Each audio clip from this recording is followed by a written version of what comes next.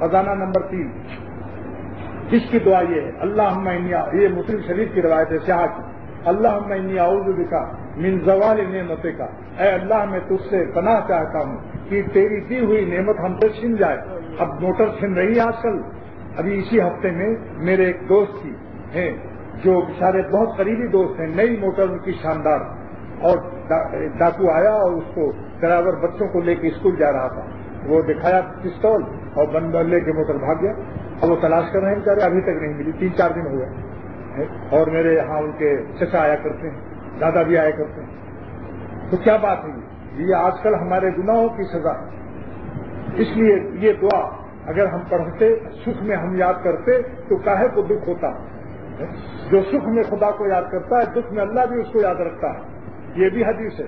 جو سکھ میں اللہ کو یاد رکھتا ہے، دکھ میں خدا بھی اس کو یاد رکھتا ہے۔ اب دیکھو کیسی پیاری دعا حضور صلی اللہ علیہ وسلم سکھا رہے ہیں، اللہم انی اعوذ بک من زوال نعمتک، یا اللہ میں پناہ چاہتا ہوں کہ میری کوئی نعمت ضائع ہو جائے، چھن جائے۔ تو موٹر کیسے چھنے گی انشاءاللہ؟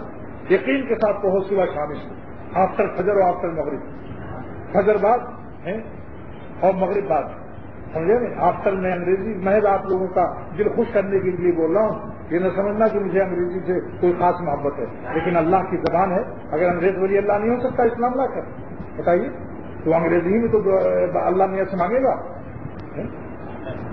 دیکھیے نا، اللہ میاں سے کہے گا آئی ڈونٹ نو، ہم کچھ نہیں جانتے، ہم تو لے کے رہیں گے آپ سے، تو چھوڑو انگریزی میں مانگے گا؟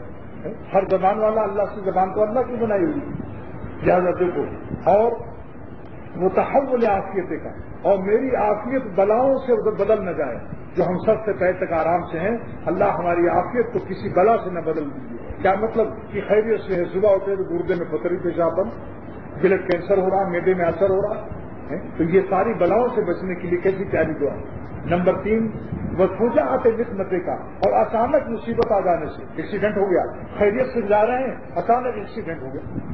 ٹنڈو جام سے ایک عالم 6 فٹ کے بڑے تگڑے میرے دوست تھے، حیدرآباد سے بس سے اتر رہے تھے، اتنے میں تیز رکشہ آیا، ان کے اوپر چڑھ گئے، ٹانگ ٹوٹ گئی، 6 مہینے کے بعد ختم ہو گئے۔ پلاسٹر کیا کرتا ہے جب وہاں سے حکم نہ ہو؟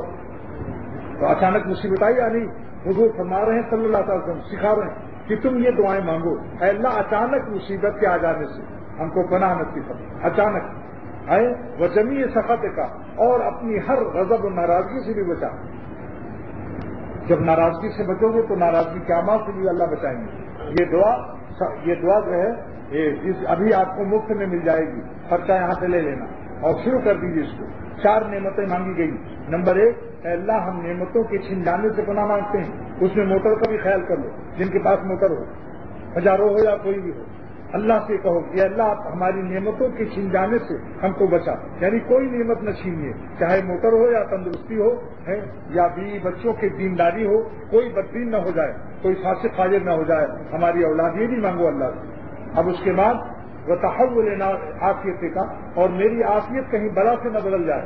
آج تو ہم آرام سے ہیں، اب صبح معلوم ہوا بلڈ کینسر ہو گیا، لو بھائی سارا خون نکالا جا رہا۔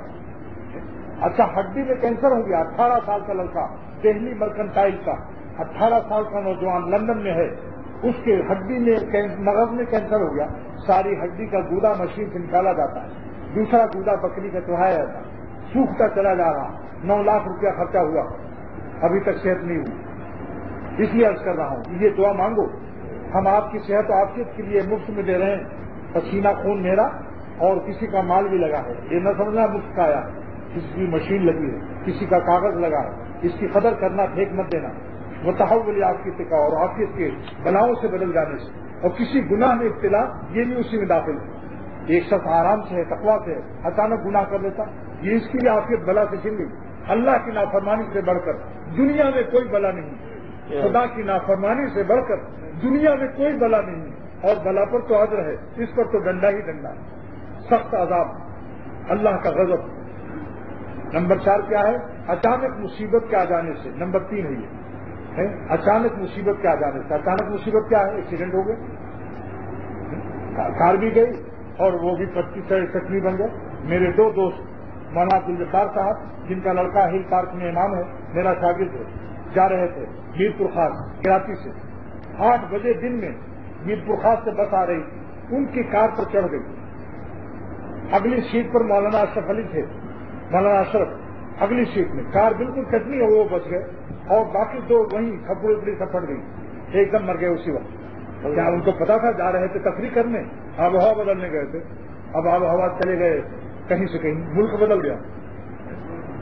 میں نے مولانا اشرف سے پوچھا تم کیسے بچ گئے، کیونکہ میں نے اس کار کو جا کر دیکھا کہ بالکل چٹنی بن گئی، چپٹی ہو گئی، تم کیسے بچے؟